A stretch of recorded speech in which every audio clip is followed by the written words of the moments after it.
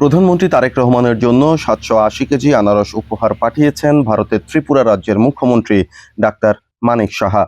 শুভেচ্ছা উপহার হিসেবে আজ বুধবার দুপুর ১টায় ব্রাহ্মণবাড়িয়ার আখাউড়া ইন্টিগ্রেটেড চেকপোস্ট দিয়ে ১০০টি বক্সে করে বাংলাদেশে আসে ত্রিপুরার বিখ্যাত কিউ জাতের মোট ৬০০টি আনারস। আখাউড়া চেকপোস্টের জিরো পয়েন্টে উপহার গ্রহণ করেন চট্টগ্রামের সহকারী ভারতীয় হাইকমিশনের অ্যাসিস্ট্যান্ট কনসুলার অফিসার পঙ্কজ জ্যোতি দাস, আখাউড়া আন্তর্জাতিক ইমিগ্রেশনের ইনচার্জ মোহাম্মদ আলাউদ্দিন, আখাউড়া কাস্টমসের রাজস্ব কর্মকর্তা মোহাম্মদ জসিম উদ্দিন।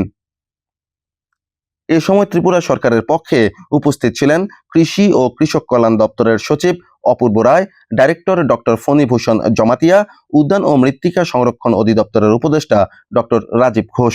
এছাড়াও উপস্থিত ছিলেন দুই দেশের সীমান্তরক্ষী বাহিনীর কর্মকর্তারা। এ সময় অপূর্ব রায় বলেন, উভয় দেশের মধ্যে বন্ধুত্বের সম্পর্ক রয়েছে।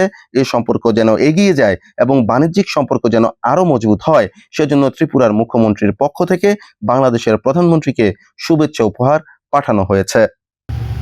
দুই দেশের মধ্যে, বিশেষ করে আমাদের রাজ্য সরকার, ত্রিপুরা রাজ্য সরকারের পক্ষ থেকে প্রতি বছরই এরকম আমরা উপহার স্বরূপ আমরা দিয়ে থাকি আনারস। এবারে আমরা ১০০ প্যাকেট আনারস আমরা পাঠাচ্ছি। আমরা কিছুদিন আগে আমরা এই বাংলাদেশ সরকারের পক্ষ থেকে আমাদের এখানে আম পাঠানো হয়েছিল, আমরা এটা পেয়েছি, সেই জন্য আমরা ধন্যবাদ জানাচ্ছি।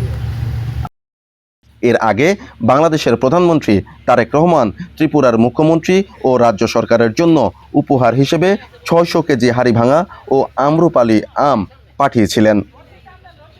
বাংলাদেশ বেতার কুমিল্লা নিউজ ডেস্ক।